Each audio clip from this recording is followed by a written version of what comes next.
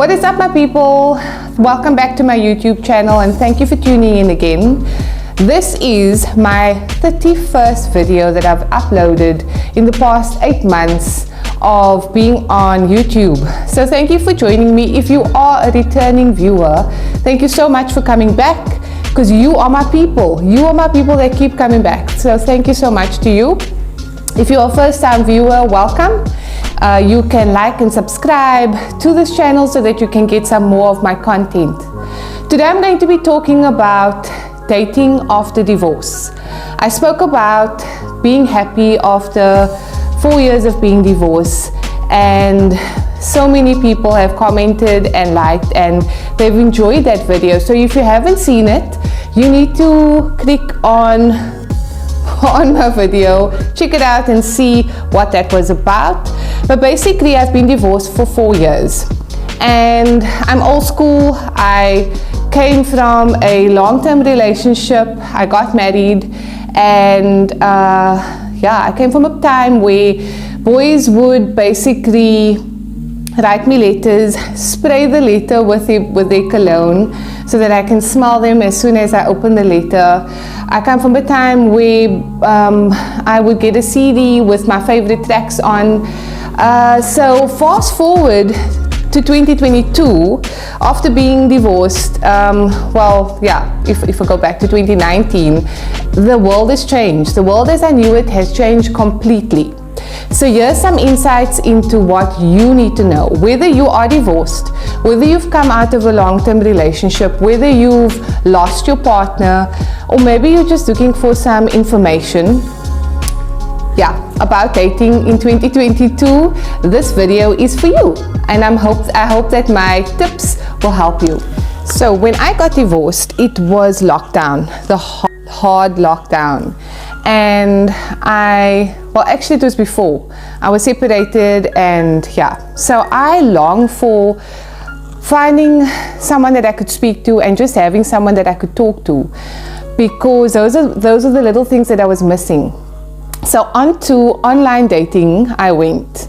I heard about Tinder and I thought, oh well, let me just give it a try and see what this whole app is about, meeting people online. And there I was, online dating. The first date I went on, I met the person in a public place. The guy turned out, he came to the date late. He was high. He was not the type of person that I thought he was. The way he described himself online was completely different to what was in front of me. And I quickly learned that Tinder was not the place for me. I did thankfully meet some good men, and some actually good friendships were built from Tinder.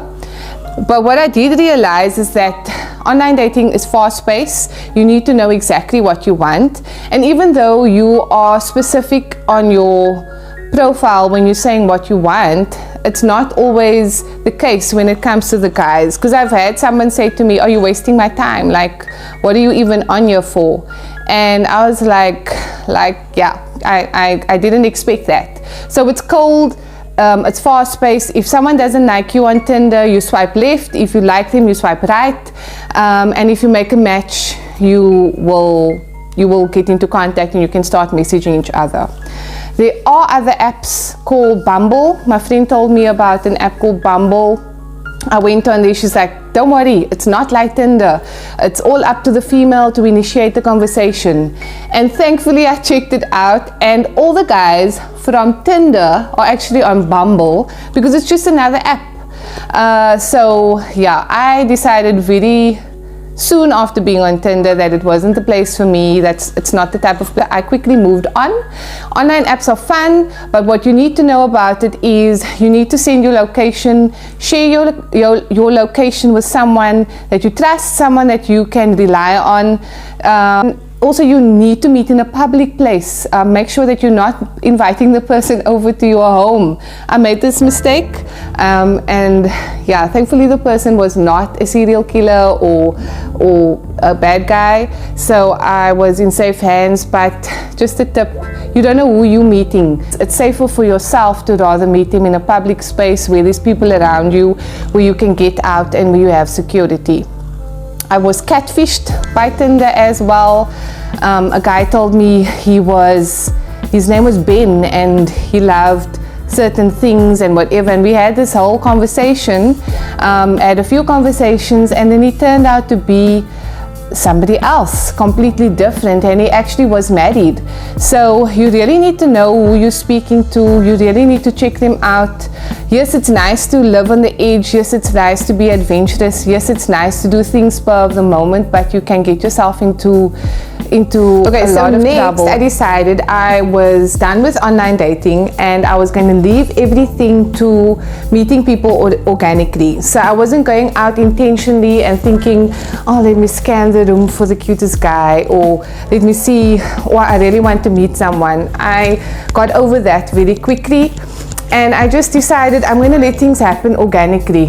And with saying that, things actually started happening, and I wasn't in the space, in the frame of mind where I was looking for someone to meet and to be in a relationship with or anything like that. I was focused on other things.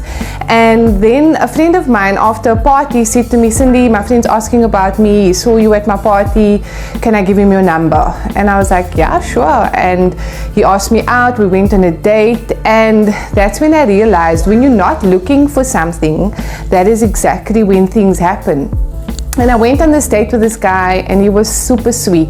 Like, if there was a rating card, which in my mind I do, I would give this guy a 10 out of 10. Like, our date was really special. He treated me so good. He let me choose. Actually, he surprised me with where we were going. All of those things. Opened my car door. He was super sweet. We had a second date after that, but things didn't work out between the two of us. And what I liked about the date was that he held my hand. He kissed me in the restaurant. He was proud to have me on his arm, and he was proud to be with me, and I like that. And so after going from like lockdown dates to this public dating, it was very different, and it was very, very nice. And I must say, I am enjoying being in this new chapter, because it is really good. It's taught me that there are good guys out there. There are assholes out there as well. And I've gone out on a date with an asshole. So any profile online is not going to guarantee you that you're going to go out with somebody that's amazing and that you're going to click with. However a person may seem on the external, doesn't say who they are on the internal. People are going through stuff, and they are going through the most. So you're taking a gamble with whoever you're meeting. So I was asked out after a rugby game. Someone photobombed my picture, asked me for my number, and yeah, I'm not looking for it. The dates are coming to me, but I also need to be more careful about who I say yes to, because just because the invitation is there doesn't mean that I need to accept the invitation. Some lingo that you need to be familiar with. You might be familiar with it already, but here's for those that don't know. Ghosting. Ghosting is when someone you've been talking to, you've been chatting for a while, decides that they're tired of talking to you. But instead of telling you that they don't want to talk to you anymore, they disappear. So just like that, poof, they're gone, they disappear. You're either left on read, or your message is left not read, and you live to think that the person had a car crash or plane crash, and they just disappeared off the face of the earth. This is common, and initially when this happened to me, it happened for the first time in 2019, and I was like, what is it about me? What do I need to change? What is it? I was so emotional about it. I realized that it's actually got nothing to do with me. It has a lot to do with the person, because if the person does not have the confidence or the respect to tell me how he feels, that he's not into me, that says a lot about who that person is. It takes nothing for me to say, I'm sorry man, I'm not feeling this anymore. I feel that it's just courteous. I could never leave someone on read and just not care about the fact that I never reply to that person and they're waiting for a response. I think it's really rude. Hookup culture is something that has probably been around for a long time. It's something that I'm not used to, but one-night stands I've been around for a very long time. It's now just called hookup culture. So people just hook up, they meet each other, they hook up, and they move on with their life, and you don't hear from the person the next day, you never see them again, you might get their number, you may not get their number. That is the culture of the day. Sex is available. You can get sex faster than your Uber Eats meal from the closest takeaway restaurant to you. Sex is available, but what are you looking for? Are you looking for intimacy? Are you looking for a relationship? Are you looking for someone that you can really have a connection with? Sex is not the answer. Sex is very unfulfilling if the person doesn't care about you. You can walk away feeling so miserable and so sad and so unhappy, and even unhappier about yourself or about your circumstance if you're just having unfulfilled sex with anybody. Have self-respect, know who you are going to be with, choose who you are going to be with, and use protection. Like, we cannot use an excuse of falling pregnant in 2022. We know what happens when a male and a female get together. If you're stuck in a relationship that you're unhappy with, why would you want to do that to yourself? There's so much out there. The world is so big, and the opportunities are endless. Number 2, look out for the red flags. If a guy is showing you red flags, listen to your instinct. Your sixth sense is there for a reason, and you will quickly know if the person is for you or not for you. So listen, pay attention. Don't look away because he's cute. It's not worth it. Understand that the person has certain traits that's not good for you. And also value yourself and have self-respect, because sometimes, if you don't value yourself and you don't know who you are, you're going to settle for any junk that a guy is going to give you.